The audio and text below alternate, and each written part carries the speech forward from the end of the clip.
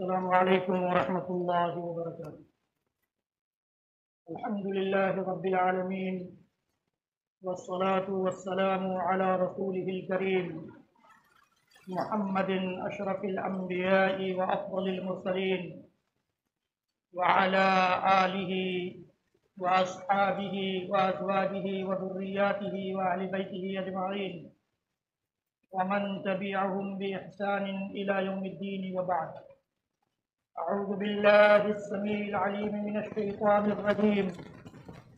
الله لا إله إلا هو الحي القيوم لا تأخذه سنة ولا نوم له ما في السماوات وما في الأرض من ذا الذي يشفع عنده إلا بإذنه يعلم ما بين أيديهم وما خلفهم ولا يحيطون بشيء من علمه إلا بما شاء وسع كرسيه السماوات والأرض ولا يؤوده حفظهما وهو العلي العظيم۔ لا إكراه في الدين قد تبين الرشد من الغي فمن يكفر بالطاغوت ويؤمن بالله فقد استمسك بالعروة الوثقى لا انفصام لها والله سميع عليم۔ محترم بزرگوں، دوستوں، ملت اسلامیہ کے نوجوانوں، اسلامی ماؤں اور بہنوں، اور وہ سارے لوگ جو کہیں سے بھی میری آواز سن رہے ہیں، میں جو بھی اللہ کے قرآن اور نبی کے فرمان کی روشنی میں بات کروں گا، سارے لوگ اس کے مخاطب ہوں گے۔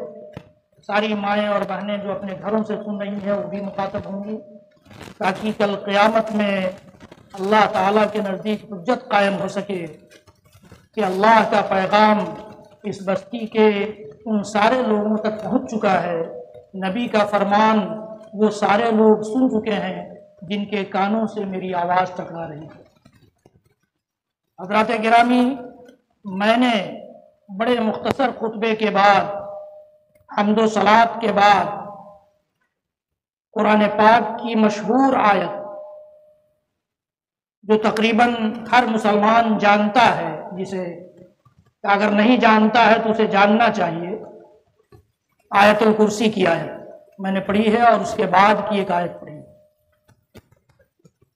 آیت الکرسی کو آیت الکرسی کا نام اس لیے دیا گیا کہ اس میں کرسی کا لفظ آیا ہے، وسیع کرسیہ السماوات والارض۔ اس کی تشریح جب وہ موقع آئے گا تو میں کروں گا، اس لیے اس کو آیت الکرسی کہا گیا ہے۔ اس کی اپنی ایک فضیلت ہے۔ اللہ کے نبی صلی اللہ علیہ وسلم نے فرمایا کہ جو مسلمان ہر نماز کے بعد، یہاں تو نماز ہی نہیں ہے تو نماز کے بعد، سب نماز کے بعد ہی، ہر نماز کے بعد جو آیت الکرسی کا اہتمام کرے گا، اسے صرف موت جنت میں جانے سے روکے رکھے گی، بس، یعنی موت ہوتے ہی وہ جنت میں جائے گا۔ یہ اللہ کے نبی صلی اللہ علیہ وسلم کا فرمان ہے۔ اللہ کے نبی صلی اللہ علیہ وسلم کا فرمان یہ بھی ہے کہ یہ آیت انسان کی جان، انسان کے مال اور انسان کی عزت و آبرو کے لیے محافظ اور نگرانی کا کام کرتی ہے۔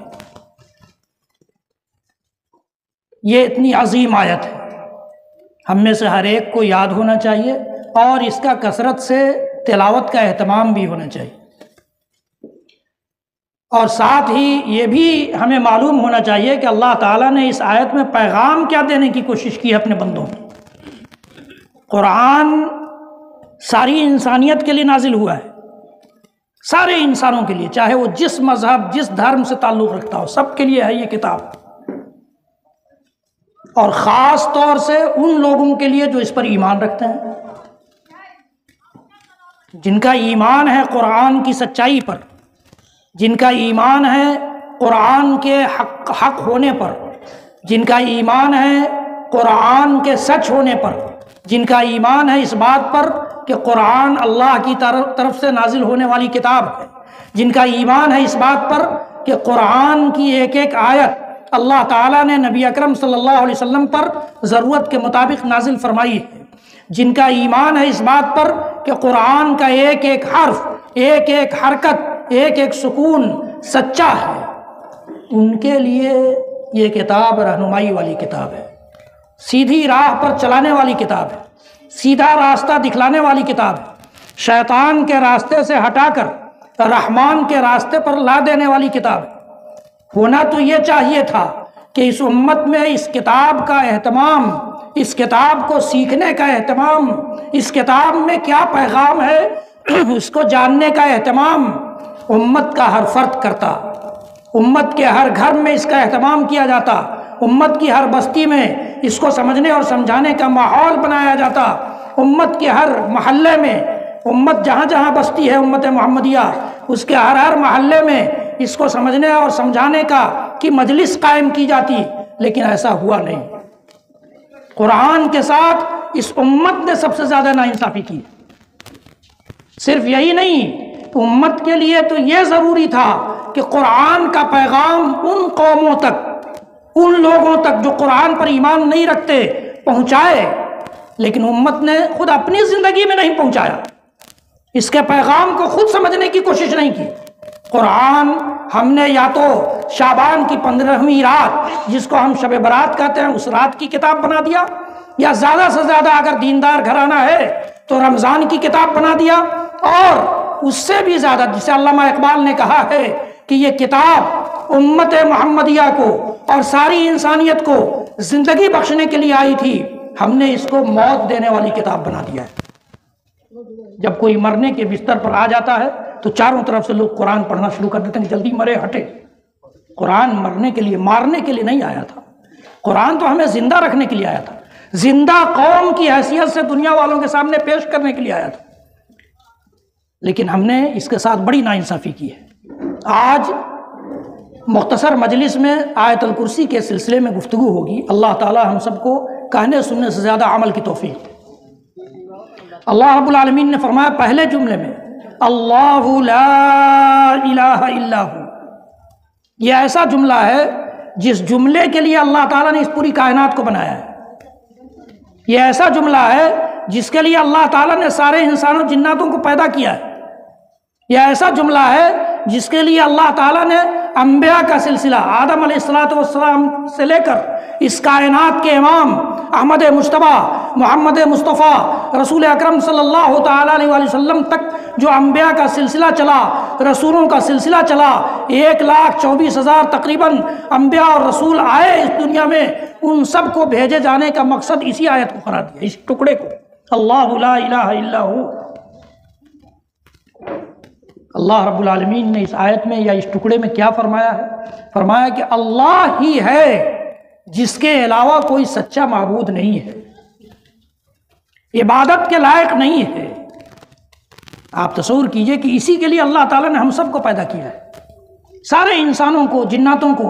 دو مخلوق ایسی ہے، صرف انسان و جنات کا نام میں اس لیے لے رہا ہوں کہ دو مخلوق ایسی ہے جن کا حساب کتاب ہوگا قیامت میں، ایک انسان، دوسرے جنات۔ ان کو اللہ تعالیٰ نے اسی بات کے لیے پیدا کیا کہ یہ جا کر دنیا میں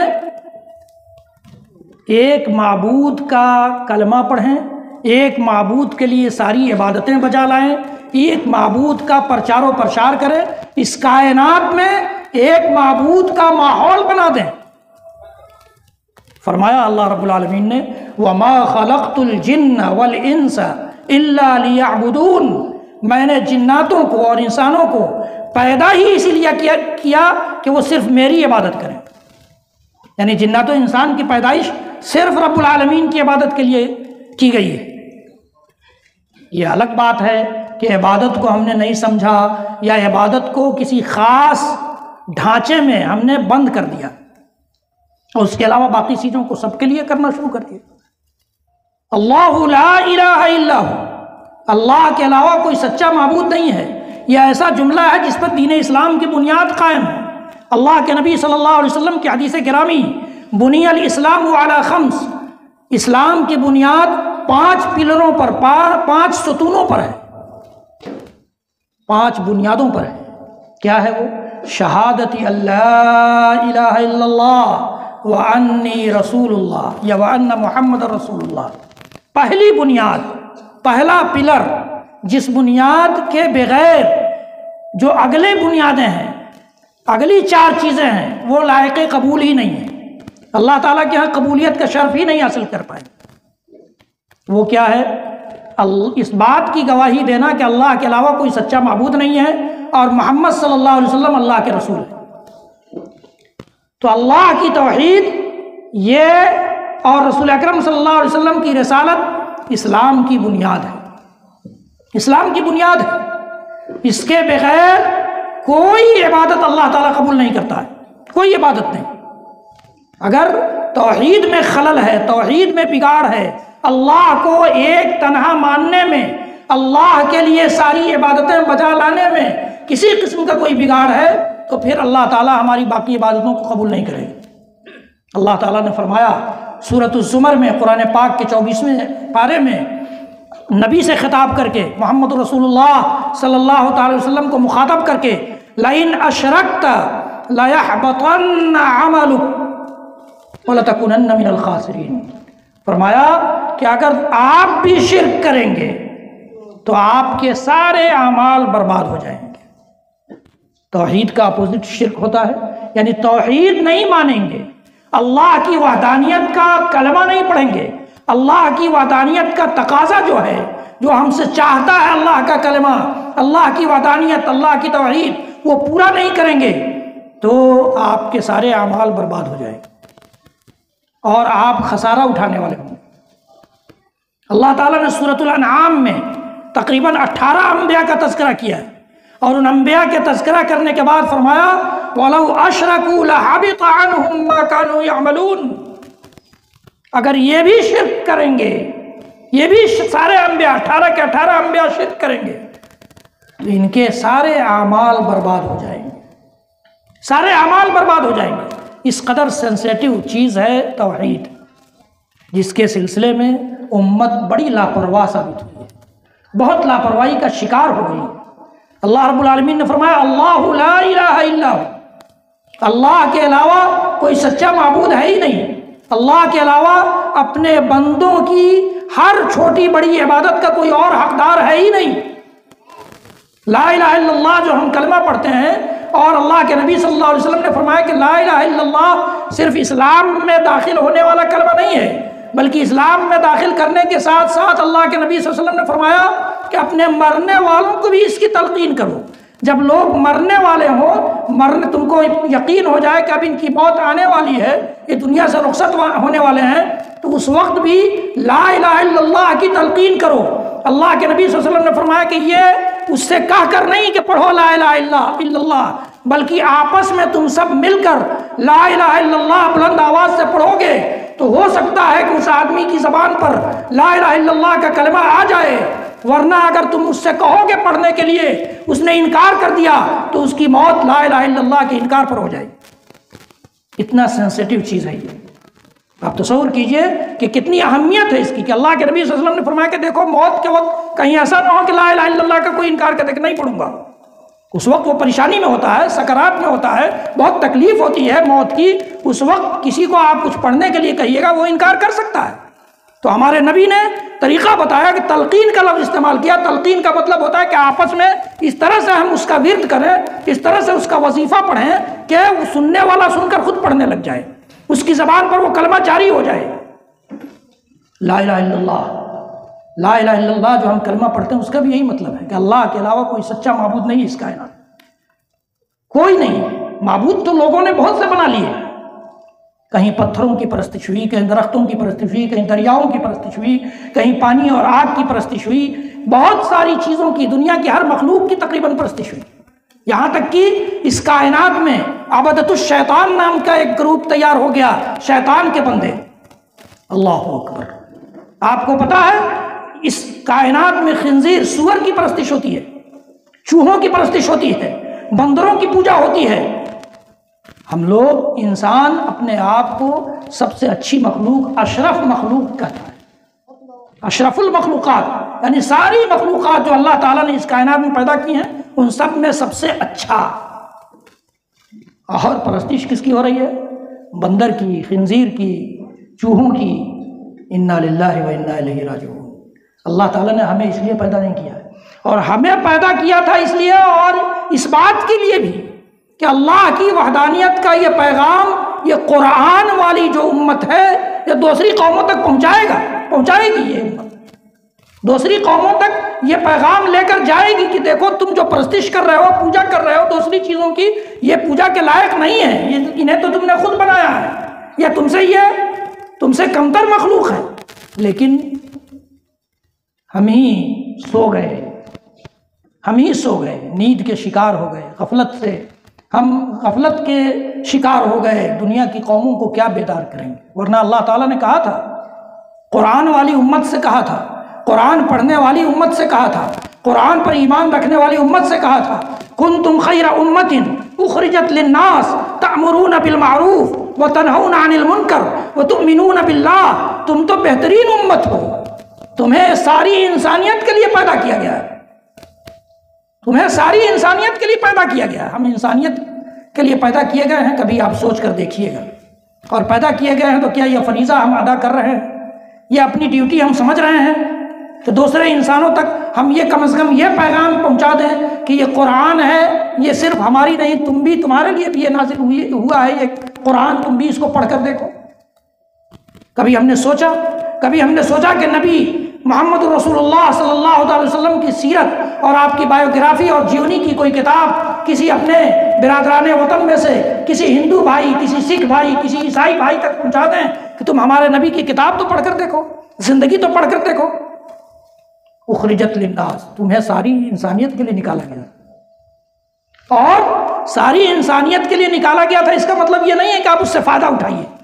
اخرجت للناس تأمرون بالمعروف وتنہون عن المنکر، شریعت نے جو بھی اچھی چیزیں دی ہیں ان سب کو تم وہاں تک پہنچاؤ گے، اور جو بھی شریعت نے جن کو گندی چیز قرار دیا ہے، بری چیز کہہ دیا ہے، اللہ کو ناراض کرنے والا کام کہہ دیا ہے، نبی کی ناراضگی کا سبب جس کام کو بتا دیا ہے، اس کام سے دور کرو گے۔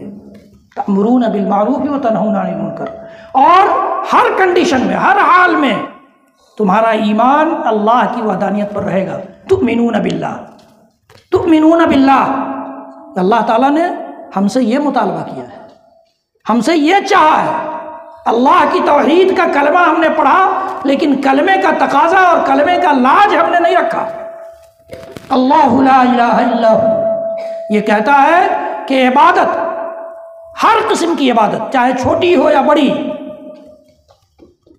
صرف اللہ کے لیے، رب کائنات کے لیے، اس ذات کے لیے جس کی اجازت کے بغیر نہ ہم ایک سانس لے سکتے ہیں اور نہ ایک سانس چھوڑ سکتے ہیں، جس کی اجازت کے بغیر یہ مجلس نہیں رچی جا سکتی تھی، جس کی چاہت کے بغیر ہم سب یہاں نہیں جمع ہو سکتے تھے،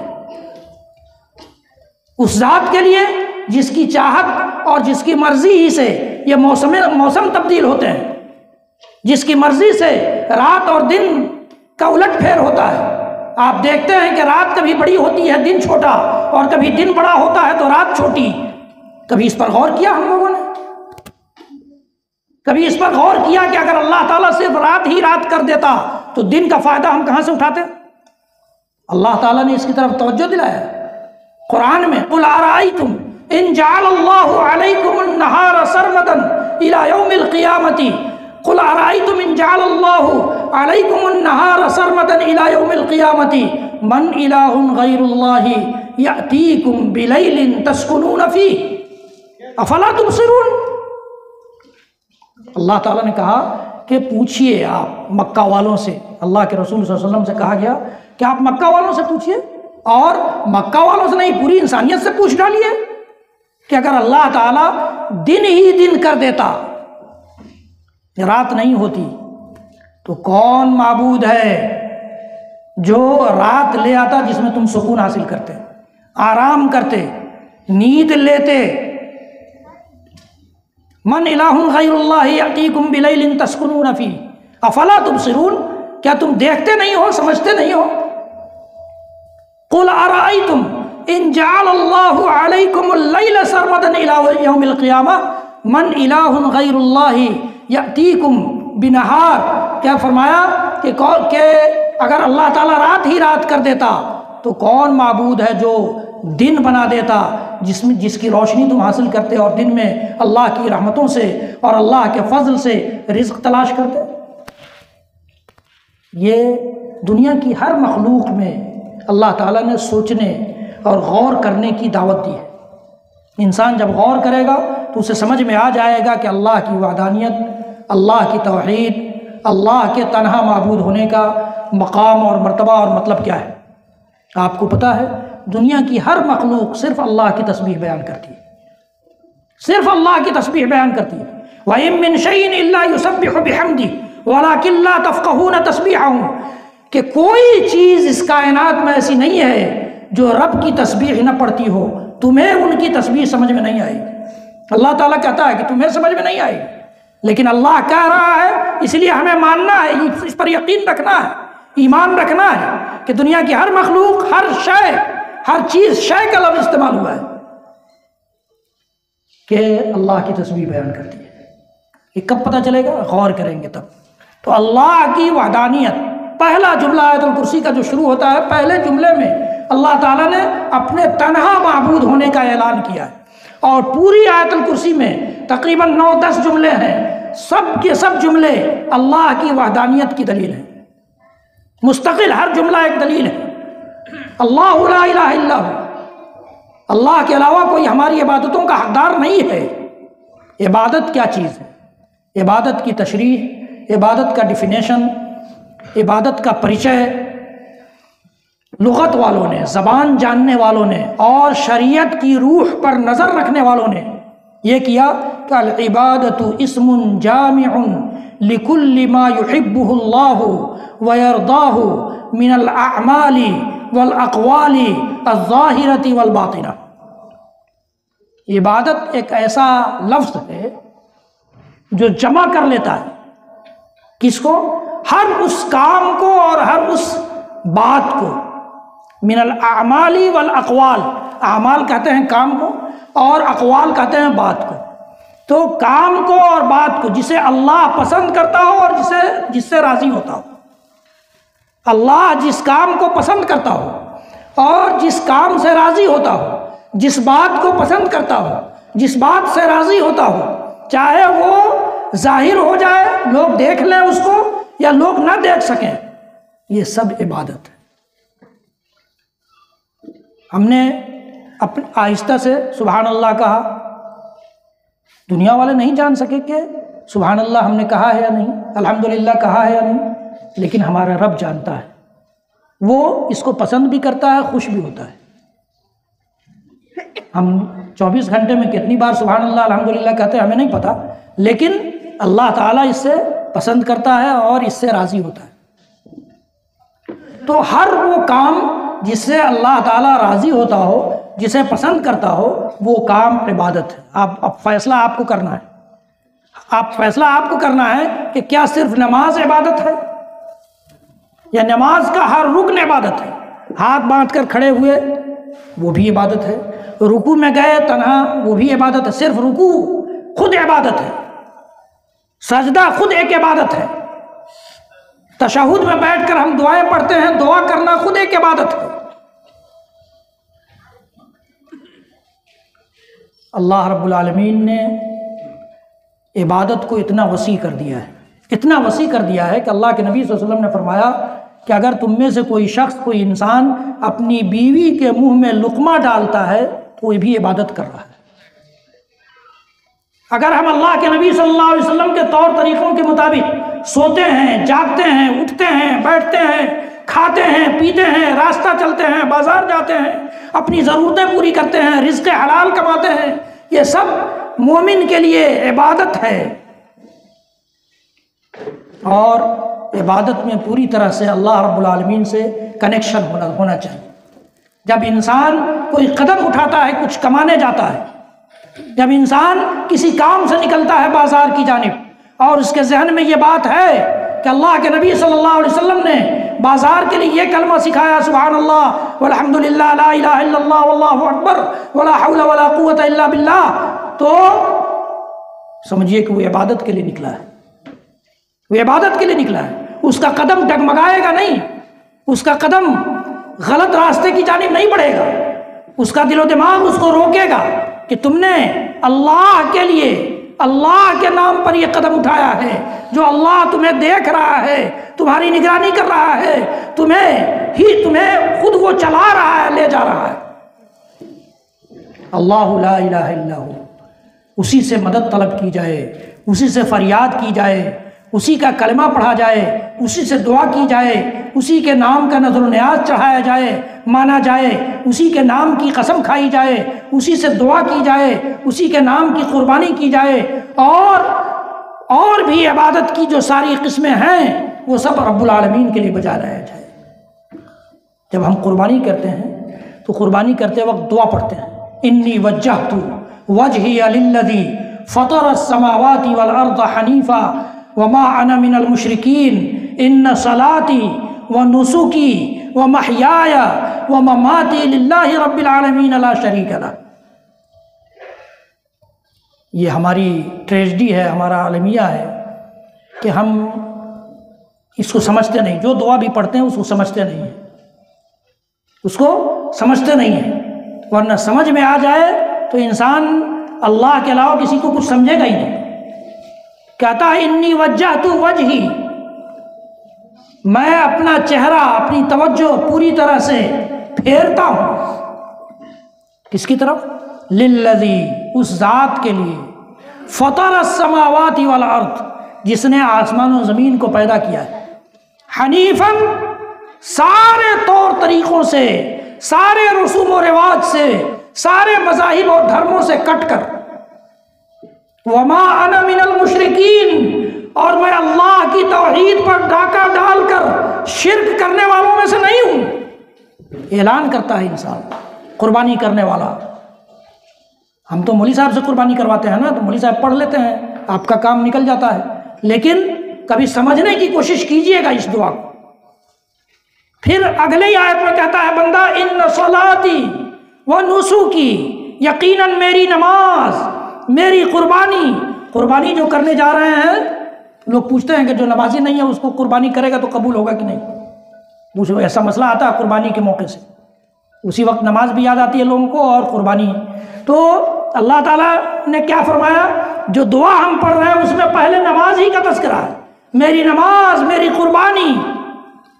تو گویا دعا بھی جھوٹ کر رہے ہیں رب العالمین سے، ہم اس کے سامنے قربانی پیش کرنے جا رہے ہیں جھوٹ بول کر کے۔ نماز تو پڑھتے نہیں ہیں تو نماز کہاں سے آ گئی بھائی؟ کیا کہتے ہیں؟ ان صلاتی، یقیناً میری نماز، و نسکی، میری قربانی، و محیایا، میری زندگی، و مماتی، میری موت، اس اللہ رب العالمین کے لیے جس کا کوئی شریک نہیں ہے، للہ رب العالمین لا شریک لہ۔ سوچئے، جاگیے قبل اس کے کہ آنکھ بند ہو جائے اور رب کائنات کے سامنے ہماری حاضری ہو جائے۔ ساری عبادتوں کو اللہ کے لیے بجا لائیے، غور کیجئے کائنات کے ہر چیز پر۔ اللہ تعالیٰ نے توجہ دلائی ہے، امن خلق السماوات والارض وانزل لكم من السماء ماء فانبتنا به حدائق ذات بهجة ما كان لكم ان تنبتوا شجرها۔ فرمایا کہ کون ہے وہ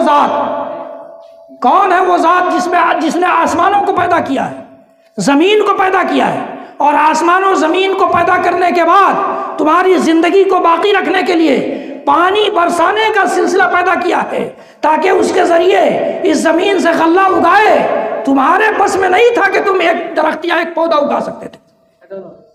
ما کان لکم ان تنبتوا شجرها اِلٰہ مع اللہ، کیا اللہ کے ساتھ کوئی اور معبود بھی ہے؟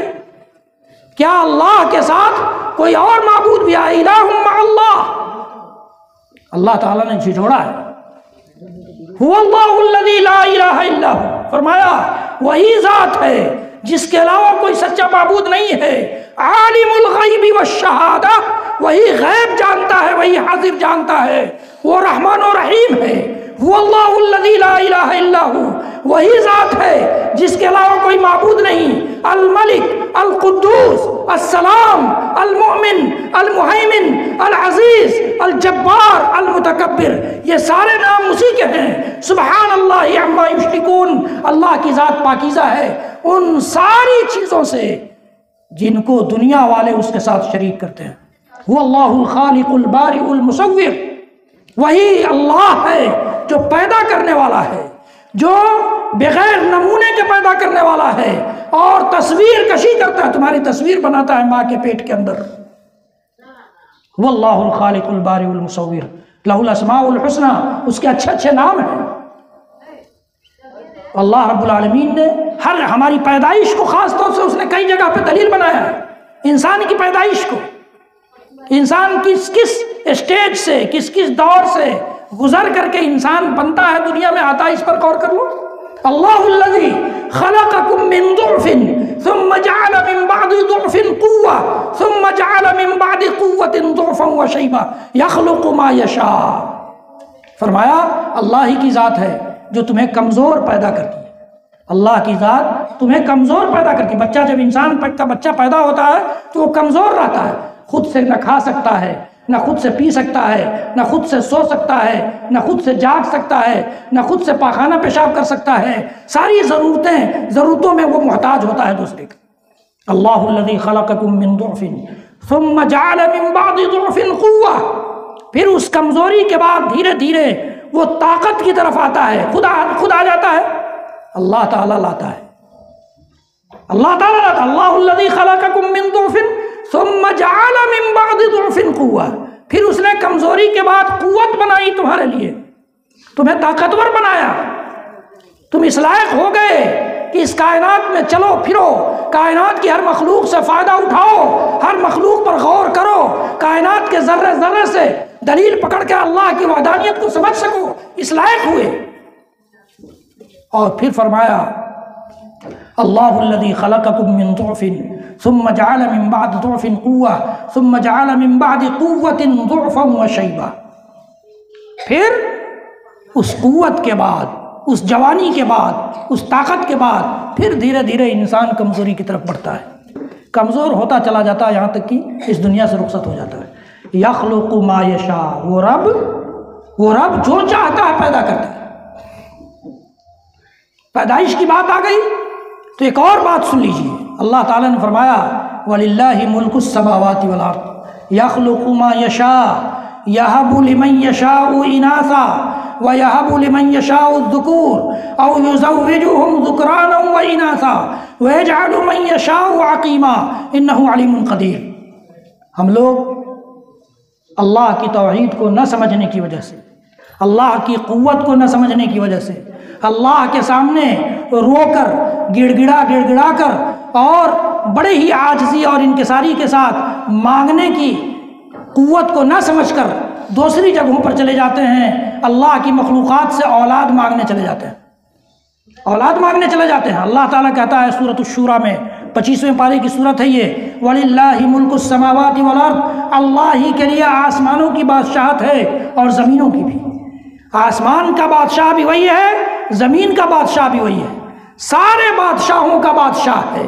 جو بادشاہ اور جو حکمراں آج دندناتے پھرتے ہیں، ان کے دندنانے سے کچھ نہیں ہوگا اگر ہمارا آپ کا یقین اور ایمان اس بات پر ہو جائے کہ سارے حکمرانوں کا حکمراں، سارے حکمرانوں کا حاکم، سارے بادشاہوں کا بادشاہ عرش پر بیٹھا ہے، ہمارا رب ہے، تو وَلِلَّهِ مُلْكُ السَّمَاوَاتِ وَالْأَرْضِ پر یقین ہوگا۔ یخلق ما یشاء، جو چاہتا ہے پیدا کرتا ہے۔ یہب لمن یشاء اناثا ویہب لمن یشاء الذکور، فرمایا کہ جسے چاہتا ہے بیٹیاں دیتا ہے اور جسے چاہتا ہے بیٹے دیتا ہے۔ تو اگر کسی کو صرف بیٹیاں ہوں تو بیٹے مانگنے کہیں اور نہ چلا جائے، رب سے رو کر مانگیے، رب سے گڑگڑا کر مانگیے، جس نے بیٹیاں دیا ہے وہی بیٹا دے گا۔ صرف بیٹا ہے بیٹی مانگنے کہیں اور مت جائیے، رب کے سامنے سجدہ ریز ہو جائیے، رب کے سامنے اپنی پیشانی ٹیک دیجئے کہ تو ہی دے سکتا ہے، تو نہیں دے گا تو تیرا یہ بندہ کہاں جائے گا؟ ہم تو کمزور ہیں، ہم تو کسی لائق نہیں ہیں، ہم تجھی سے مانگ سکتے ہیں، تجھی سے مانگتے ہیں، تو ہمیں اولاد سے نواز دے، بیٹے سے نواز دے، بیٹی سے نواز دے۔ یہب لمن یشاء اناثا ویہب لمن یشاء الذکور۔ آج کی اس آیت کو سمجھ لینے کے بعد آئندہ اگر آپ یہ جرات کرتے ہیں کہ کسی اور کے سامنے چلے جاتے ہیں اولاد مانگنے، تو یقین جانیے اللہ تعالیٰ کے یہاں پکڑ ہوگی کہ تم نے جان لیا تھا کہ ہم نے قرآن میں یہ کہا ہے، پھر بھی دوسرے کا دروازہ کھٹکھٹایا۔ یہب لمن یشاء اناثا ویہب لمن یشاء الذکور او یزوجہم ذکرانا واناثا۔ دیکھیے کتنا ڈیٹیل کے ساتھ رب ہمارا ہمیں سمجھاتا ہے۔ اسے کیا غرض پڑی تھی؟ بندہ اگر صحیح اچھا کام کر کے جاتا تو وہ جنت دے دیتا، برا کام کر کے جاتا جہنم دے دیتا۔ اس کو کوئی اس سے کیا مطلب تھا کہ کون کیا کر رہا ہے؟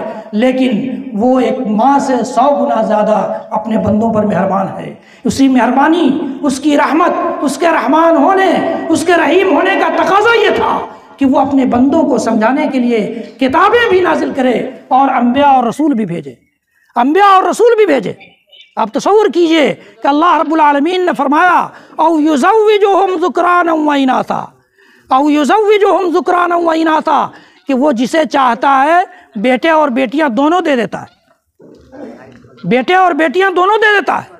وَيَجْعَلُ مَن يَشَاءُ عَقِيمًا، اور جسے چاہتا ہے بانجھ بنا دیتا ہے، جسے صرف وہ بیٹیاں دے، دنیا کی کوئی ہستی بیٹا نہیں دے سکتا، جسے صرف بیٹے دے تو دنیا کی کوئی ہستی بیٹی نہیں دے سکتا، اور جسے دونوں سے نوازنا چاہے دنیا کی کوئی طاقت روک نہیں سکتی، اور جسے بانجھ بنا دے دنیا کی کوئی طاقت اولاد نہیں دے سکتی۔ یہ یاد رکھیے گا، اللہ تعالیٰ نے یہ بڑے کلیئر انداز میں سورۃ الشورى جو 25ویں پارے کی چھوٹی سی سورت ہے اس میں بیان فرمایا ہے، یخلق ما یشاء یہب لمن یشاء اناثا ویہب لمن یشاء الذکور او یزوجہم ذکرانا واناثا ویجعل من یشاء عقیما انہ علیم قدیر۔ اللہ رب العالمین کی وحدانیت اور توحید کو سمجھنا ہے تو ایک جگہ اور چلتے ہیں، سورہ فاطر کی اس آیت میں کہ ما یفتح اللہ للناس من رحمت فلا ممسک لها وما یمسک فلا مرسل له من بعدہ۔ یہ انسان اللہ کا ناشکرہ اس قدر ہو جاتا ہے کہ جسے چاہتا ہے داتا سمجھ لیتا ہے، جسے چاہتا ہے مشکل کشا جان جاتا ہے، جسے چاہتا ہے حاجت روا کہہ دیتا ہے، جسے چاہتا ہے گنج بخش قرار دیتا ہے، جسے چاہتا ہے دستگیر قرار دیتا ہے۔ اللہ رب العالمین نے یہ ساری صفتیں، یہ سارے نام، یہ ساری خوبیاں، یہ سارے پاور، یہ ساری طاقتیں صرف اپنے لیے رکھی ہیں، صرف اپنے لیے رکھی ہیں۔ اللہ رب العالمین نے یہ جو نام ہم نے رکھے ہیں، یہ سارے نام ہمارے رکھے ہوئے ہیں۔ اللہ نے کسی کو اس نام سے نہیں نوازا ہے، کسی کو یہ نام نہیں دیا ہے، کسی کو یہ پاور نہیں دیا ہے۔ فرمایا اللہ رب العالمین نے ما یفتح اللہ للناس من رحمت فلا ممسک لها وما یمسک فلا مرسل له من بعدہ۔ اللہ تعالیٰ جس کے لیے رحمت کا دروازہ کھول دے، دنیا کی کوئی طاقت وہ رحمت کا دروازہ بند نہیں کر سکتی، دنیا کی کوئی طاقت وہ دروازہ بند نہیں کر سکتی ہے۔ اور اگر اللہ تعالیٰ ہی رحمت کا دروازہ بند کر دے تو دنیا کی کوئی طاقت رحمت کے اس دروازے کو کھول نہیں سکتی ہے۔ تو داتا کون ہوا؟ رب کائنات، ہم سب کا پیدا کرنے والا، ہم سب کا پالنہار، وہ ہمارا داتا ہے۔ کیا ایسا داتا کہ جب دینا چاہے تو دنیا کی کوئی طاقت روک نہیں سکتی، اور روکنا چاہے تو دنیا کی کوئی طاقت دے نہیں سکتی۔ اللہ کے نبی صلی اللہ علیہ وسلم دعا فرماتے تھے، اللہم لا مانع لما اعطیت ولا معطی لما منعت۔ اے اللہ، تو جسے دینا چاہے کوئی روک نہیں سکتا، کوئی روکنے والا نہیں، اور تو جس سے روک لے کوئی اسے دے نہیں سکتا ہے۔ تو اللہ رب العالمین داتا ہے، ہم نے دوسرے کا نام رکھ دیا۔ اللہ رب العالمین مشکل کشا ہے، فرماتا امن یجیب المضطر اذا دعاہ ویکشف السوء ویجعلکم خلفاء الارض االہ مع اللہ۔ فرمایا کہ مضطر پریشان حال آدمی جب دعا کرتا ہے تو اس کی دعا کو کون سنتا ہے، اور اس کی دعا سن کر اسے مشکلات سے کون نکالتا ہے؟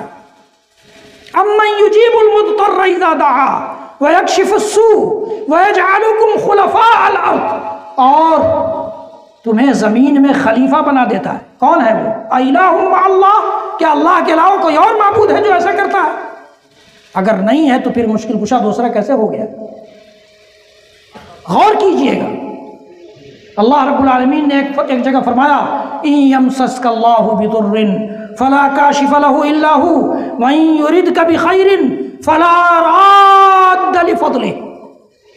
اللہ تعالیٰ اگر کسی کو پریشانی میں ڈالنا چاہے، مصیبت میں گرفتار کرنا چاہے، مشکل میں ڈالنا چاہے، تو وہ مشکل، وہ مصیبت، وہ پریشانی، وہ آفت کوئی اور نہیں دور کر سکتا۔ اور اگر وہ اپنے خیر سے، اپنی بھلائی سے، اپنے انعام سے، اپنی نوازش سے، اپنے کرم سے، اپنی مہربانی سے، اپنی رحمت سے کسی کو نوازنا چاہے، فلا راد لفضلہ، تو اس کے فضل کو کوئی لوٹا بھی نہیں سکتا، کوئی لوٹا بھی نہیں سکتا۔ مشکل کشا وہی ہے، دستگیر وہی ہے، وہی ہر حال میں ہماری مدد کرنے پر قادر ہے، قدرت رکھتا ہے۔ اس سے آپ مدد طلب کر کے دیکھیے۔ یہی ساری تعلیمات لے کر اللہ تعالیٰ نے سارے انبیاء کو بھیجا دنیا میں۔ نوح علیہ السلام نے آ کر اپنی قوم میں 950 سال تک یہی دعوت دی، 950 سال تک۔ حضرت قوم عاد کی طرف حضرت ہود آئے، انہوں نے بھی یہی دعوت دی۔ قوم سمود کی طرف حضرت صالح آئے، انہوں نے بھی یہی دعوت دی۔ قوم مدین کی طرف حضرت شعیب آئے، انہوں نے بھی یہی دعوت دی۔ اور خود ہم سب کے نبی اور رسول، اس کائنات کے امام، سارے نبیوں اور رسولوں کے امام، افضل الانبیاء والرسل احمد مجتبیٰ محمد مصطفیٰ رسول اکرم صلی اللہ تعالیٰ علیہ وآلہ وسلم نے جب پہلی بار مکہ کے پہاڑی سے دعوت پیش کی تھی تو یہی تو کہا تھا، یہی کہا تھا، قل یا ایھا الناس انی رسول اللہ، کہا قولوا لا یا ایھا الناس قولوا لا الہ الا اللہ تفلحوا، تفلحوا، فرمایا کہ اے انسانوں لا الہ الا اللہ کا عقیدہ اختیار کر لو، لا الہ الا اللہ پر ایمان لے آؤ، کامیاب ہو جاؤ گے، کامیاب ہو جاؤ گے، عرب و عجم تمہارے قدموں پر گر جائے گا، یہ کہا تھا اللہ کے نبی صلی اللہ علیہ وسلم نے۔ اور اس کی خاطر آپ نے کیا کیا جوخم نہیں اٹھائے، کیا کیا پریشانیاں نہیں جھیلی، مکہ والوں کی گالیاں سنی، مکہ والوں کے طعنے سنے، مکہ والوں کی تکلیفیں برداشت کی، اور آپ کے ساتھ ساتھ آپ پر ایمان لانے والے جو چند لوگ وہاں تھے وہ انہوں نے بھی تکلیفیں برداشت کی، یہاں تک کہ حضرت بلال کو ان کا مالک، یہ غلام تھے، ان کے مالک نے گرم پتھر پر لٹا دیا اور کہا کہ تم جس دین پر، محمد کے جس دین پر ایمان لائے ہو اس سے پھر جاؤ، تم کو میں آزاد کر دوں گا۔ اس غلام نے، حبشہ کے اس غلام نے جس کا نام بلال تھا، احد احد کا نعرہ لگایا، لیکن جس دین کو چھوڑ کر آئے تھے، بت پرستی کا دین، کفر کا دین، پھر اس کی طرف پلٹے نہیں۔ یہ تو ہماری اور آپ کی ناسمجھی ہے کہ ہم لوگ کہہ دیتے ہیں کہ یہ رفع یدین یا آمین والے جو لوگ ہیں یہ بغل میں بت لاتے تھے یا منہ میں بت لے کر آتے تھے، اس لیے ایسا کرتے ہیں۔ انا للہ و انا الیہ راجعون۔ صحابہ جو انبیاء اور رسولوں کے بعد اس دھرتی پر سب سے افضل جماعت ہے انسانوں کی، ان سے آپ ان پر الزام لگا رہے ہیں کہ وہ کفر سے پلٹنے کے بعد، ایمان اور اسلام میں داخل ہونے کے بعد وہ پھر بت لے کر نماز پڑھنے جائیں گے، بت لے کر نماز پڑھیں گے۔ یہ الزام ہے، اور یہ یاد رکھیے گا کسی پڑھے لکھے عالم نے اس طرح کا جواب نہیں دیا ہے، یہ جاہلانہ جواب ہے، جاہلانہ جواب ہے۔ آپ کو اس سنت پر عمل کرنا ہے تو کریے، نہیں کرنا ہے مت کریے، لیکن یہ نبی کائنات کی سنت ہے اور رہے گی قیامت تک۔ حضرت ابو حمید ساعدی رضی اللہ تعالیٰ عنہ نے اللہ کے نبی صلی اللہ علیہ وسلم کی وفات کے بعد صحابہ کرام کی ایک جماعت میں جب پوری نماز کا ڈھانچہ بیان کیا، اس حدیث میں یہ ذکر موجود ہے، اور دنیا کی کوئی حدیث کی کتاب ایسی نہیں ہے جس میں نبی اکرم صلی اللہ علیہ وسلم کے رفع یدین اور آمین کے ساتھ نماز پڑھنے کا ذکر نہ ہو۔ اس لیے سنت کا مذاق تو مت اڑائیے، صحابہ پر الزام تو مت لگائیے۔ احد احد کا نعرہ چٹائی میں لپیٹ کر دھواں دیا جا رہا ہے تو بھی بلال کی زبان سے رضی اللہ تعالیٰ عنہ، ان کی زبان سے احد احد کا نعرہ لگ رہا ہے کہ اللہ ایک ہے تو ہے، چاہے مجھے جلا ڈالو، چاہے دھواں دے ڈالو، چاہے ننگے پیٹھ مجھے گرم پتھر پر لٹا دو۔ حضرت سمیہ رضی اللہ تعالیٰ عنہ، ان کی شرمگاہ میں برچھی ماری گئی اور اسی میں وہ شہید ہو گئی، اس امت کی پہلی شہید خاتون، صرف توحید کی خاطر۔ اور ہم الزام لگا دیتے ہیں اتنی آسانی سے کہ بت لے کر جاتے تھے۔ کیسا ایمان تھا ان کا بھائی؟ ہم لوگوں سے زیادہ کمزور ایمان تھا، ہم لوگوں سے کمزور ایمان تھا، جو ایک وقت کی نماز نہیں پڑھتے، وہ اللہ کے نبی صلی اللہ علیہ وسلم کے صحابہ پر الزام لگا رہے ہیں کہ بت لے کر نماز پڑھنے جاتے تھے۔ ہوش کے ناخن لیجئے، ہوش کے ناخن لیجئے، کم از کم اس طرح کی زبان درازی تو نہ کریں صحابہ پر۔ کوئی زور زبردستی نہیں ہے، جس کو چاہے رفع یدین پسند آئے کرے، جس کو نہیں آئے مت کرے، لیکن نبی پر یا نبی کے صحابہ پر الزام تراشی نہ کیجیے، اللہ تعالیٰ کے ہاں پکڑ ہو جائے گی۔ اللہ رب العالمین ہم سب کو صحیح سمجھ دے۔ تو میں یہ کہہ رہا تھا کہ اسی کی خاطر، اسی توحید کی خاطر، اسی عقیدہ توحید کی خاطر، ہم تک آپ تک توحید کا سچا پیغام پہنچانے کی خاطر، توحید کی سچی سمجھ اور اچھی سمجھ پہنچانے کی خاطر انہوں نے تکلیفیں برداشت کی۔ اللہ کے نبی صلی اللہ علیہ وسلم نے اتنی تکلیفیں برداشت کی کہ عرش والا رب کہتا ہے فَلَعَلَّكَ بَاخِعٌ نَفْسَكَ عَلَىٰ آثَارِهِمْ إِن لَّمْ يُؤْمِنُوا بِهَٰذَا الْحَدِيثِ أَسَفًا، کہ نبی آپ کو تو اتنا افسوس ہے اس امت کے لوگوں کو، چاہے نبی کا خیال آئے نہ آئے، صرف نبی کے نام پر جھومنا سیکھ لیں، نبی کے کام پر گھومتے رہیں، لیکن امت کے لیے نبی کے اندر کتنی فکر تھی۔ قرآن کہتا ہے، اور قرآن نازل کرنے والا رحمان کہتا ہے کہ ایسا لگتا ہے کہ یہ لوگ ایمان نہیں لائیں گے تو آپ اپنے آپ کو ہلاک کر لیں گے۔ پوری زندگی آپ نے کھپا دی، پوری زندگی، چاہے مکی زندگی ہو چاہے مدنی زندگی۔ مکہ میں 13 سال تو آپ نے جھیلا ہی، مدینہ میں جانے کے بعد بھی آپ کو چین سے نہیں بیٹھنے دیا گیا۔ دوسرے ہی سال بدر کی لڑائی، تیسرے سال احد کی لڑائی، 5ویں سال احزاب کی لڑائی، اور پھر 6ٹھے سال حدیبیہ گئے، عمرہ کی نیت سے گئے تو نہیں کرنے دیا گیا۔ 8ویں سال جا کر مکہ فتح ہوا، اس کے باوجود بھی پھر عیسائیوں سے لڑائی، تبوک کی لڑائی، پوری زندگی لڑائی، پوری زندگی بے چینی، اس کے بعد باوجود بھی توحید کا پیغام آپ نے ایسا سنایا، توحید کا کلمہ ایسا جگایا، توحید کا مفہوم اپنے صحابہ کے دل و دماغ میں ایسا رچایا بسایا کہ صحابہ، اللہ کے نبی صلی اللہ علیہ وسلم کی وفات کے بعد بہت سارے صحابہ نے یہ سوچا کہ اب مدینہ میں رہ کیا گیا، اب چلا جائے، دنیا میں پھیلا جائے اور اس نبی اور رسول کا پیغام دنیا والوں تک پہنچایا جائے۔ اللہ کے رسول صلی اللہ علیہ وسلم کے صحابہ نے قربانیاں دیں، اس کے بعد ہم تک دین پہنچا۔ تو ان صحابہ کے سلسلے میں بڑے محتاط رہنے کی ضرورت ہے۔ ان صحابہ نے توحید کی خاطر، اللہ کے نبی صلی اللہ علیہ وسلم کی زندگی کو پہنچانے کی خاطر، اللہ کے نبی صلی اللہ علیہ وسلم کے ایک ایک امتی کو اسلام کی روشنی، ایمان کا پیغام، قرآن کے احکام پہنچائیں، اس کی خاطر بڑی قربانیاں دی۔ انہوں نے اپنے مال و جائیداد کو مال و جائیداد نہیں سمجھا، اپنے خاندان اور کنبے کو اپنا خاندان اور کنبہ نہیں سمجھا۔ آپ کو پتہ ہے مکہ سے سارے جائیداد اور سارے قبیلے اور کنبے کو چھوڑ کر مدینہ لوگ گئے 500 میل سفر کر کے، اور گئے تو پھر تاکہ نہیں انہوں نے جھانک کر کے ہمارا مال تو وہیں رہ گیا، ہماری جائیداد تو وہیں ہے، پراپرٹی چل کر کے لے آئے، نہیں گئے تو گئے۔ حبشہ سے لوگ آئے، فارس سے آئے، روم سے آئے، یمن سے آئے، اور اسلام کا ایسا کلمہ پڑھا کہ یمن سے آنے والا ایک سمامہ بن اسال نامی صحابی، جب ان کو قید کر دیا گیا مسجد نبوی کے ایک ستون سے، ایک پلر سے، ایک کھمبے سے باندھ دیا گیا، اللہ کے رسول صلی اللہ علیہ وسلم جب آتے مسجد میں تب پوچھتے کہ سمامہ کیا حال ہے، تمہارے دین کیا ہے، تمہارا ایمان کیا ہے، اور سمامہ الٹا سیدھا جواب دیتے۔ تیسرے دن سمامہ کو برداشت نہیں ہوا، کہا کہ یہ نبی اور رسول کیسا نبی اور رسول ہے، یہ تو انسانیت سے پرے لگتا ہے، یہ بڑے اعلیٰ اخلاق کا مالک ہے، اس کا کردار تو بڑا اونچا ہے، یہ میرے الٹے سیدھے جواب کے باوجود غصہ کیوں نہیں ہوتا ہے؟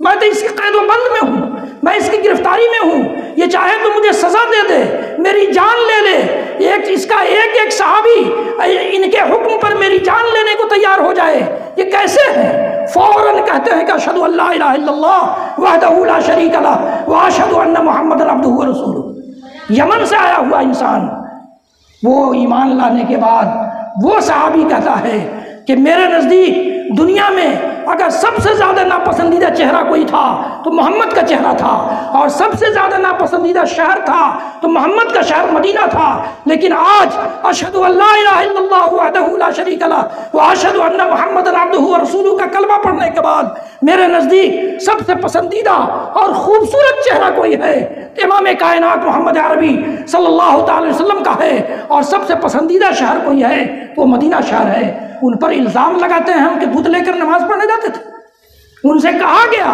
کہ تم مکہ مت جاؤ، مکہ والے تم کو نہیں چھوڑیں گے، پھر بھی مکہ گئے، اور مکہ کے خانہ کعبہ کے پاس جا کر یہ اعلان کیا کہ کسی کی ماں نے دودھ پلایا ہے تو آئے میرا مقابلہ کرے۔ میں اعلان کرتا ہوں کہ اشہد ان لا الہ الا اللہ وحدہ لا شریک لہ واشہد ان محمدًا عبدہ ورسولہ۔ یہ توحید و رسالت ہی کا تو کلمہ تھا۔ توحید و رسالت کی خاطر بڑی بڑی قربانیاں، بڑی جانیں جوکھم میں ڈالی ہیں، صحابہ نے بڑی قربانیاں دی ہیں، چاہے بدر میں، چاہے احد میں 70 صحابہ قتل کیے گئے، یا پھر احزاب میں، یا پھر اس کے بعد تبوک میں، اور اس کے بعد اللہ کے نبی صلی اللہ علیہ وسلم کی وفات کے بعد جو بھی جنگیں ہوئیں ان میں ساری جنگوں میں صحابہ نے قربانیاں دیں صرف اللہ کی توحید کا پیغام پہنچانے کے لیے۔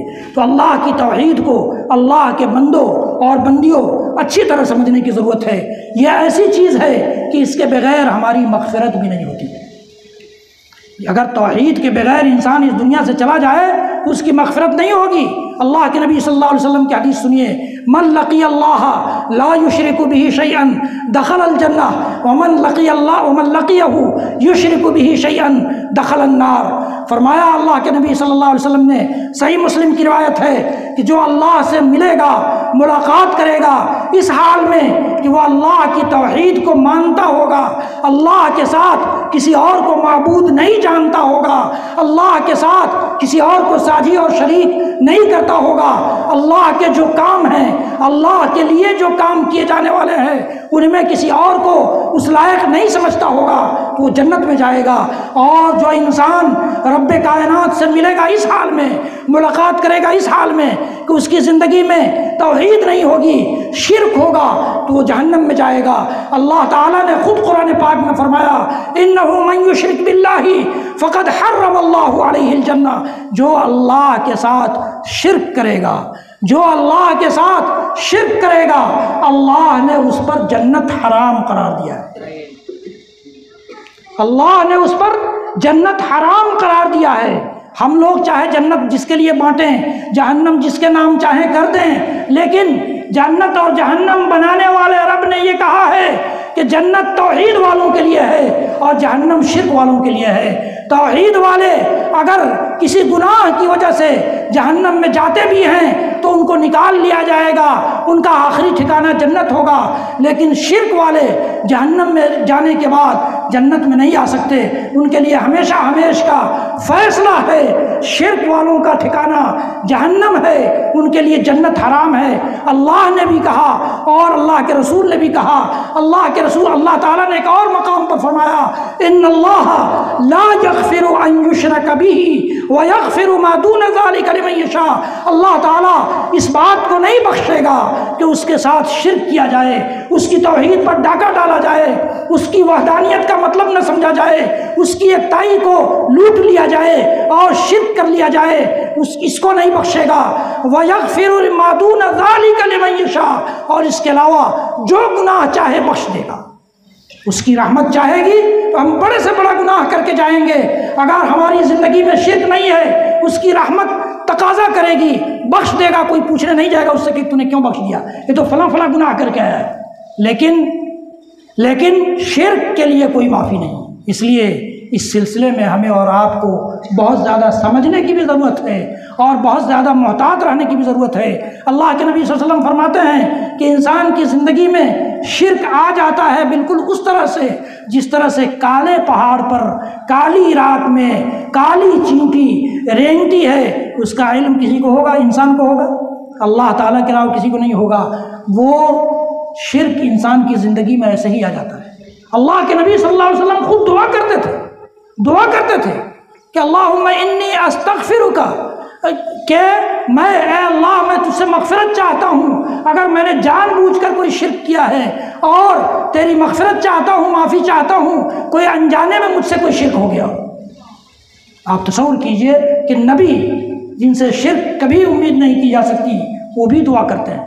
اس لیے میرے عزیزوں، میرے دوستوں، میرے بھائیوں، میں آپ سے کچھ اجرت لینے نہیں آیا، یہ بول کر کہ آپ مجھے اس بولی کی اجرت دے دیجئے، نہیں، صرف قرآن اور قرآن کو ماننے والے آپ ہیں، نبی کے فرمان کو ماننے والے آپ ہیں، اس بنیاد پر آپ سے ہمدردی ہے، اس لیے اس ٹھنڈ میں، اس کڑکڑاتی سردی میں آپ کی خدمت میں آیا، اور آپ بھی قرآن کا فرمان سننے کے لیے، نبی کا پیغام سننے کے لیے اتنی سردی میں یہاں جمع ہو گئے، ورنہ کیا ضرورت تھی؟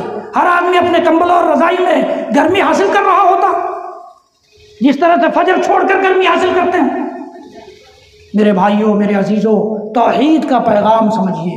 توحید کو نہیں سمجھیں گے تو من یشرک باللہ فکأنما خر من السماء فتخطفه الطیر او تہوی بہ الریح فی مکان سحیق۔ سورۃ الحج میں اللہ تعالیٰ نے بڑے خطرناک قسم کا پیغام دیا ہے شرک کرنے والوں کے لیے، توحید پر ڈاکہ ڈالنے والوں کے لیے۔ یہ مت سوچئے گا کہ آج صرف فلسطین والے پریشان ہیں، کبھی شام والے پریشان ہوتے ہیں، کبھی لبنان میں بم پھٹتا ہے، کبھی سوریہ تباہ ہوتا ہے۔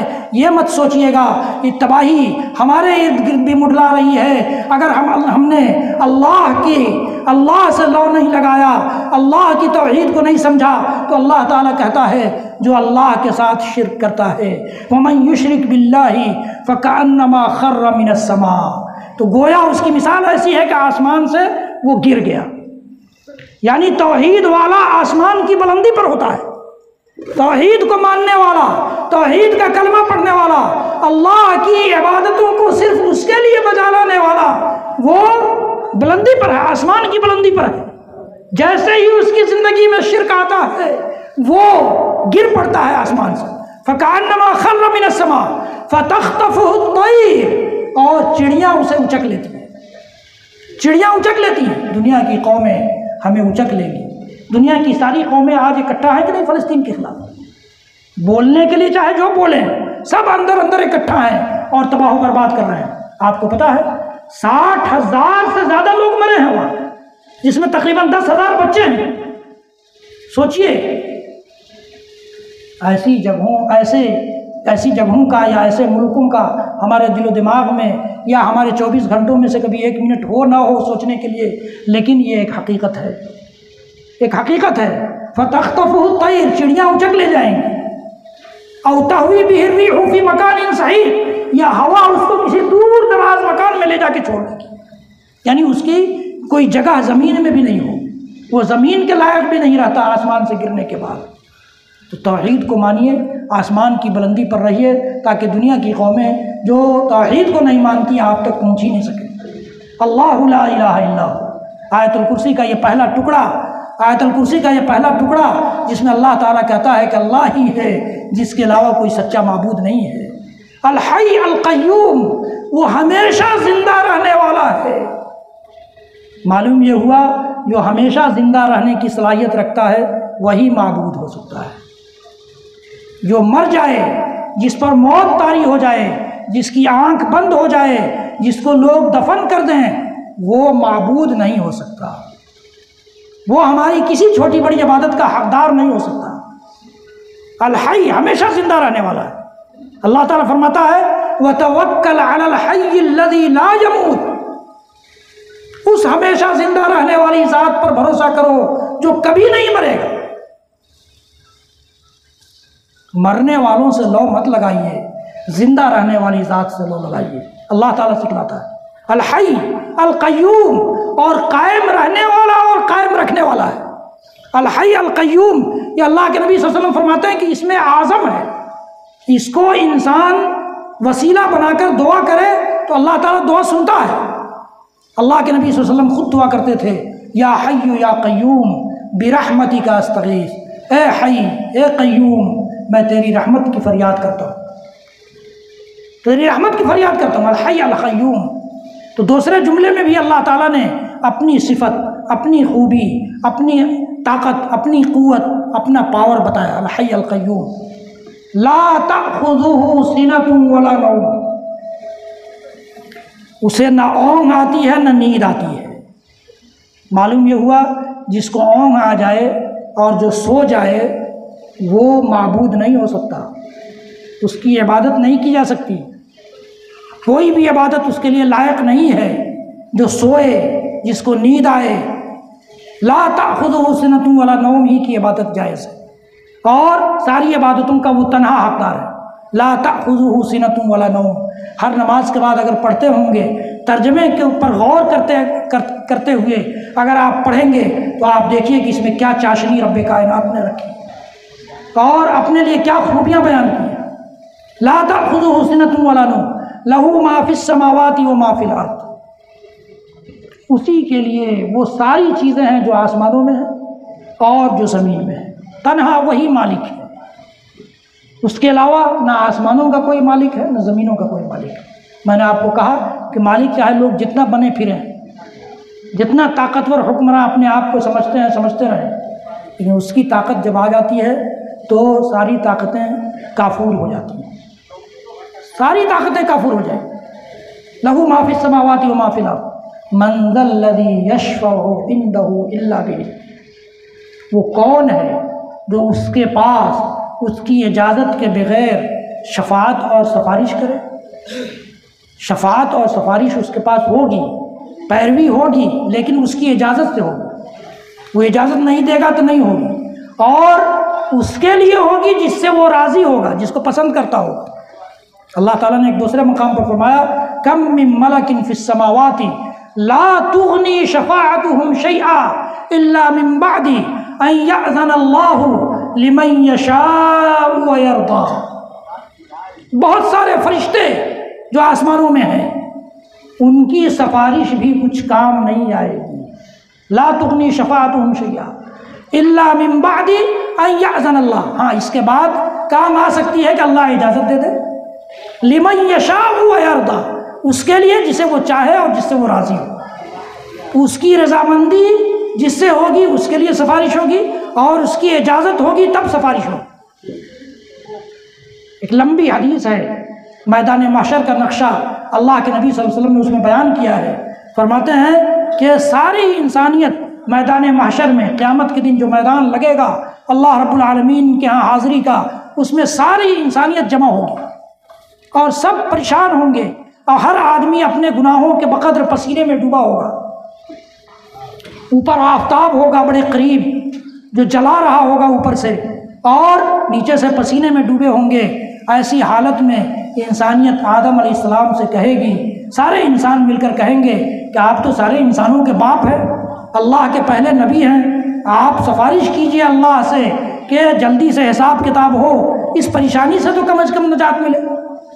آدم علیہ السلام کہیں گے کہ آج میرا رب اتنا زیادہ غصہ ہے کہ آج سے پہلے کبھی اتنا غصہ نہیں تھا، میری جرات نہیں ہے، میری ہمت نہیں ہے، میں تو جنت سے اس رب کی نافرمانی کرنے کی وجہ سے نکالا گیا تھا، میں نہیں جا سکتا رب کے دربار میں تمہارے لیے سفارش کرنے، تم جاؤ نوح کے پاس، نوح علیہ السلام کے پاس سارے انسان آئیں گے، نوح کہیں گے کہ نہیں میری ہمت نہیں ہے، جاؤ موسیٰ کے پاس، جاؤ عیسیٰ کے پاس، جاؤ ابراہیم کے پاس، اور سب باری باری انکار کر دیں گے، یہاں تک کہ اللہ کے نبی صلی اللہ علیہ وسلم کی باری آئے گی۔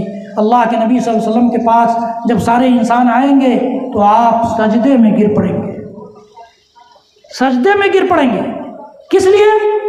رب کی اجازت کے لیے، رب کی اجازت کے بغیر وہاں کوئی بولے گا بھی نہیں۔ یہاں تو بڑے آسان ہم لوگ کہہ دیتے ہیں کہ فلاں کا دامن پکڑ کے لٹک جائیں گے، فلاں کا دامن پکڑ لیں گے، نا، رب کی اجازت کے بغیر کوئی چوں نہیں کرے گا، کوئی چوں تک نہیں کرے گا، فرشتے صف در صف کھڑے ہوں گے، لا یتکلمون الا من اذن له الرحمن، رحمان کی اجازت جسے حاصل ہوگی وہی بولے گا۔ یوم یأتی لا تکلم نفس الا باذنہ، اس دن سے ڈرو جو دن آئے گا تو کوئی انسان بات نہیں کرے گا اس کی اجازت کے بغیر۔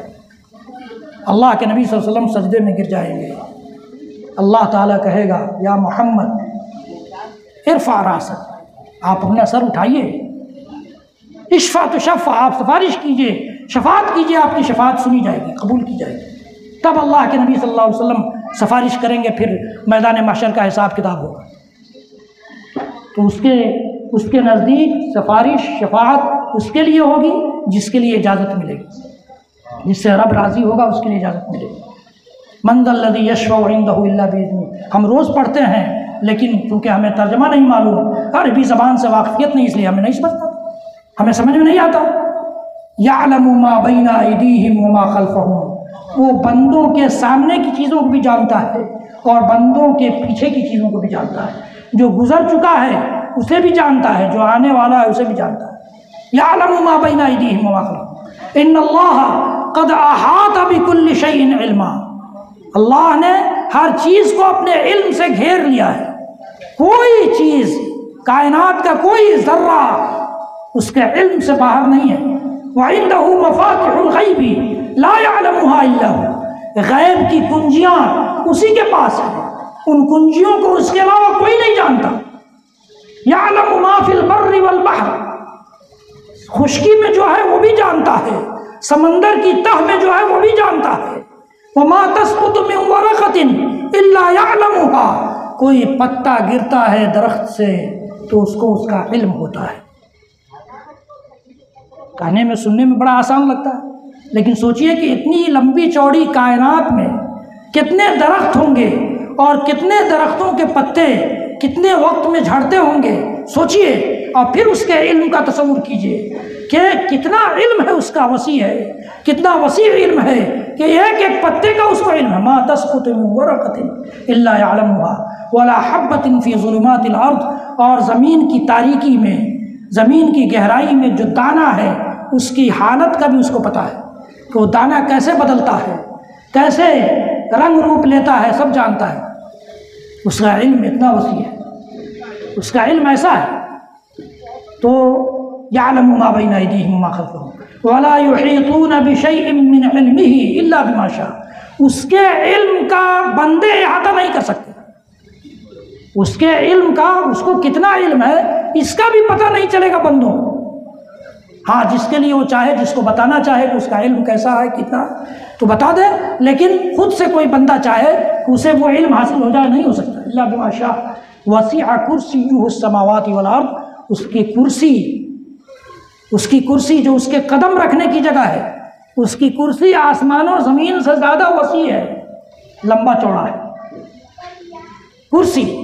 اب سوچئے کہ اس کے عرش کا کیا حال ہوگا جس پر وہ ہے۔ وسع کرسیہ السماوات والارض ولا یؤودہ حفظہما، اور آسمان و زمین کی حفاظت اس کو تھکاتی نہیں ہے۔ وہو العلی العظیم، وہ بڑا بلند ہے اور بڑا ہے، عظمت والا ہے، بلند ہے۔ یہ آیت الکرسی ہے، اور آیت الکرسی میں اللہ تعالیٰ نے جو توحید کا پیغام دیا ہے، اس پیغام کو دینے کے جسٹ بعد فرماتا ہے لا اکراہ فی الدین، دین میں کوئی زور زبردستی نہیں ہے۔ یہ جو باتیں توحید کی گئی ہیں، جس کو ماننا ہے مانے، نہیں ماننا مت مانے۔ اللہ تعالیٰ نے تو نبی کو کہا کہ نبی آپ کا دیجئے قل الحق من ربکم، تمہارے رب کی جانب سے یہ حق کا پیغام آ گیا ہے۔ فمن شاء فلیؤمن ومن شاء فلیکفر، جو چاہے ایمان لائے، جو چاہے اس کا انکار کر دے۔ لا اکراہ فی الدین، دین میں کوئی زور زبردستی نہیں ہے کہ ہم منوانے لگ جائیں لوگوں کو، کیسے نہیں مانو گے، ماننا پڑے گا، نہیں۔ قد تبین الرشد من الغی، کیوں زبردستی نہیں ہے؟ اس لیے کہ اللہ نے ہدایت کا راستہ واضح کر دیا اور گمراہی کا راستہ بھی صاف طور پر بتا دیا۔ آپ دیکھیے جو آیتیں ہیں، اور جن آیتوں کی روشنی میں نے توحید آپ کو سمجھایا، پتہ نہیں آپ کو سمجھ میں آیا یا نہیں، لیکن اللہ تعالیٰ نے بالکل واضح طور پر سمجھا دیا۔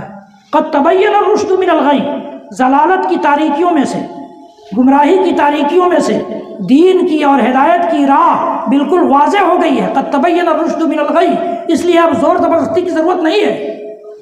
فمن یکفر بالطاغوت ویؤمن باللہ فقد استمسک بالعروۃ الوثقی لا انفصام لها، فرمایا جو سارے اللہ کے علاوہ سارے معبودوں کا انکار کر دے، انکار پہلے اللہ تعالیٰ نے کہا، پہلے سارے معبودوں کا انکار کرنا۔ جب کلمہ ہم پڑھتے ہیں اس میں بھی یہی ہے، لا الہ، کوئی معبود ہے ہی نہیں، یہاں بھی اللہ تعالیٰ نے یہی کہا فمن یکفر بالطاغوت، جو طاغوت کہتے ہیں ہر اس چیز کو جس کی عبادت اللہ کے علاوہ کی جاتی ہے، تو جو طاغوت کا کفر کرے، طاغوت کا انکار کرے، وَيُؤْمِن بِاللَّهِ، اور اللہ پر ایمان لائے، لا الہ کے بعد پھر الا اللہ، سوائے اللہ کے، یہاں بھی اللہ تعالیٰ نے کہا طاغوت کا انکار کرے، اللہ پر ایمان لائے، تو اس کی کیا مثال ہے؟ فرمایا فقد استمسک بالعروۃ الوثقی، اس نے بڑی مضبوط رسی تھامی ہے، بڑی مضبوط رسی تھام لی ہے، لا انفصام لها، وہ رسی کبھی ٹوٹتی نہیں ہے۔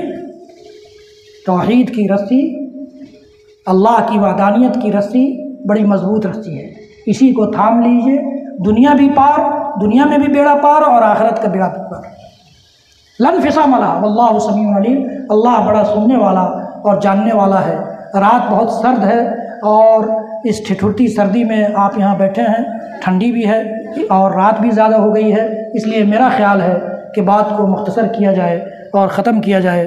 اللہ رب العالمین ہم سب کو کہنے سننے سے زیادہ عمل کی توفیق دے، ہمیں توفیق دے کہ ہم کتاب و سنت کی روشنی میں اپنے دین کو سمجھ سکیں اور کتاب و سنت کی روشنی میں اللہ کی توحید کو سمجھیں، اللہ کی قوت اور اللہ کی وحدانیت کو سمجھیں، اللہ کی صلاحیت کو سمجھیں، اللہ کی صفتوں اور خوبیوں کو سمجھیں، اللہ کے جو کام ہیں ان کاموں کو سمجھیں، جو کام صرف اللہ کے لیے کیا جانا ہے ان کاموں کو سمجھ سکیں۔